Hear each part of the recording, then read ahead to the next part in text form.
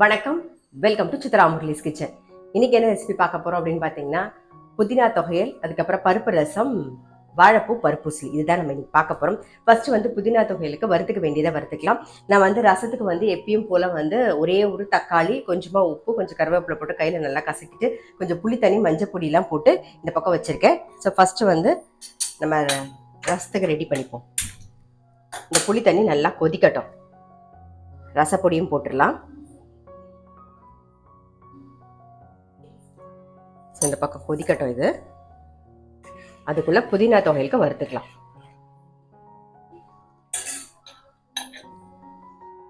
பெருங்காயம், காரத்துக்கு நல்ல ஒரு 5 வரமிளகா. எப்பயுமே சொல்றதுதான், நான் இந்த தொகைகளுக்கெல்லாம் உளுத்தம்பருப்பு நல்ல ஒரு கைப்பிடி போட்டிங்கன்னா தான் நல்லாயிருக்கும். ஸோ அது இதெல்லாம் வறுத்து எடுத்துக்கலாம். புளி ஒரு சின்ன நெல்லிக்காய் சைஸில் சேர்த்துக்கலாம். புளி பிச்சு போட்டுக்கோங்க. தொகையலுக்கு எல்லாம் வறுபட்டுருது. இப்போ அடுப்பை ஆஃப் பண்ணிட்டு நம்ம புதினாவை சேர்த்துடலாம். நல்ல ஒரு கைப்பிடி புதினா. இந்த சூடே போதும். தேவையான உப்பு. அப்புறம் இது கூடவே தேங்காய் போட்டுடலாம். தேங்காய் நல்ல ஒரு 1/4 கப்புக்கு தேங்காய் சேர்க்குறேன். இது நல்லா ஆறினோடனே நம்ம தொகையலுக்கு அரைச்சி எடுத்துக்கலாம். அரைச்சி எடுத்துக்கலாம். புதினா தொகையல் ரெடி. புதினா தொகையல் ரெடி ஆயிடுது. இப்போ அடுத்தது நம்ம பருப்பூசலி தான் பண்ண போகிறோம். அதுக்கு நான் என்ன பண்ணியிருக்கேன்னா, ஒரு 1/2 கப்பு பருப்பு, 1/2 கப்பு கடலைப்பருப்பு, ரெண்டுத்தையும் மிக்ஸ் பண்ணி நல்லா ஒரு 1 மணி நேரம் ஊற வச்சு தண்ணியெல்லாம் வடிய விட்டு எடுத்து வச்சிருக்கேன். அதுக்கு நம்ம உப்பு, பெருங்காயம், வரமிளகா சேர்த்து அரைச்சிக்க போகிறோம். பாருங்க, ஊற வச்ச பருப்பு, இது கூடவே கொஞ்சம் பெருங்காயம், அதுக்கப்புறம் தேவையான உப்பு போட்டு அரைச்சி எடுத்துட்டு வந்துடலாம். இப்போ பருப்பூசலிக்கு அரைச்சி எடுத்தாச்சு. இங்கே பாருங்கள், அரைச்சி ரெடியாக இருக்குது. இந்த பக்கம் கடாயில் எண்ணெய் விட்டுருக்கோம். அது நல்லா காஞ்சிருக்கு. கடுகு, உளுத்தம்பருப்பு சேர்த்துக்கலாம். கடுகு, உளுத்தம்பருப்பு தாளிச்சிட்டோம். அதாவது பருப்பூசலிக்கு. இப்போ கொஞ்சம் கருவேப்பிலை சேர்த்துக்கலாம். மஞ்சள் பொடி. இப்போ அரைச்ச விழுதை சேர்த்துலாம்.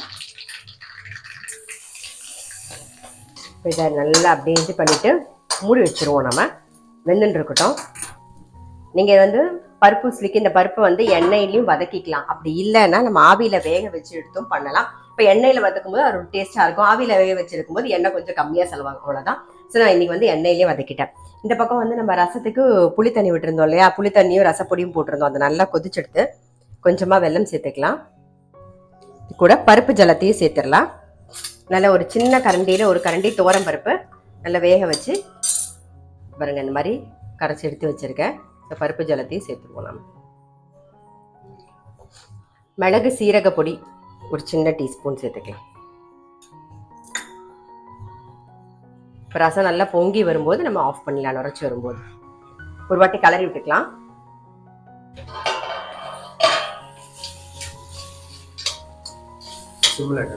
ஆமாம், அடுப்பை சிம்மில் வச்சு மூடி வச்சுட்டு இந்த மாதிரி பாருங்க, ஒரு 3/4 பாகம் வெந்து வருது பார்த்தீங்களா.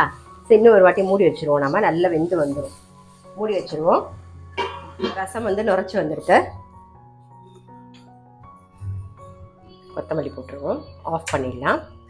இப்போ இந்த பக்கம் இழுப்ப கரண்டி வச்சுருக்கேன். ஒரே ஒரு ஸ்பூன் நெய் விட்டுக்கிறேன். கடுகு, சீரகம், மிளகு சீரக பொடி, கொஞ்சம் கருவேப்பிலை, கொஞ்சமாக ஒரே ஒரு சிட்டிகை கடா பெருங்காயம் லாஸ்ட்டாக. அவ்வளோதான். ரசம் நல்லா வாசனையாக இருக்கும். ரொம்ப போடாதீங்க, நல்லா இருக்காது. ஜஸ்ட் ஒரு சிட்டிகை, அவ்வளோதான். நம்மளுடைய பருப்பு ரசம் ரெடி. இந்த பக்கம் பருப்பூசலிக்கு பருப்பு போட்டிருந்தோம் இல்லையா, அதை பார்த்துருவோம். பாருங்க, தெரியுதா? நல்லா வெந்து உதிருதுராக இருக்கு பாருங்க. இப்படி குத்தி குத்தி வதக்கினாலே போதும். வாழைப்பூ நல்லா ஆஞ்சிட்டு கட் பண்ணிட்டு கொஞ்சம் மஞ்சள் பொடியும் உப்பும் போட்டு வேக வச்சு எடுத்து வச்சிருக்கேன். இப்போ அதை சேர்த்துக்கலாம். நம்ம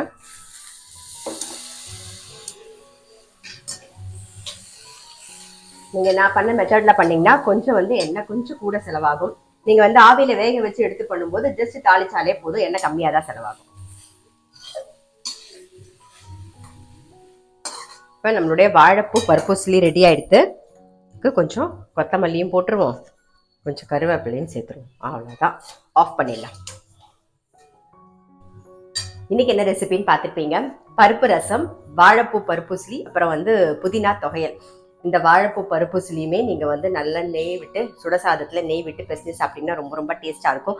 அதே மாதிரி பருப்பு ரசத்தை நல்லா ஓட பிசைஞ்சிட்டு இந்த வாழைப்பூ பருப்பூசலி தொட்டு சாப்பிட்டீங்கன்னா ரொம்பவே நல்லாயிருக்கும். எனக்கு ரொம்ப பிடிச்ச காம்பினேஷன்னா பருப்பு ரசமும் பருப்பூசலியும் எனக்கு ரொம்ப பிடிக்கும். அது ஓட பிசைஞ்சிட்டு அதை மிக்ஸ் பண்ணி சாப்பிடும்போது ரொம்ப டேஸ்ட்டாக இருக்கும். ஸோ எனக்கு ரொம்பவே பிடிக்கும். அது நீங்கள் ட்ரை பண்ணி பார்க்கலன்னா ட்ரை பண்ணி பாருங்கள். புதினா தொகையில் சொல்லவே வேண்டாம். அது எப்பயும் போல நல்லெண்ணெய் விட்டு நீங்க பிசைஞ்சு சாப்பிட்டீங்கன்னா ரொம்பவே நல்லா இருக்கும். சப்பாத்திக்கும் நல்லா இருக்கும். நீங்க பிரெட்ல வந்து தடவியும் சாப்பிடலாம். எப்படி வேணாலும் சாப்பிடலாம். ரொம்பவே டேஸ்டா இருக்கும். ஸோ கண்டிப்பா வந்து ட்ரை பண்ணி பாருங்க. நான் அடுத்த வீடியோல சந்திக்கிறேன்.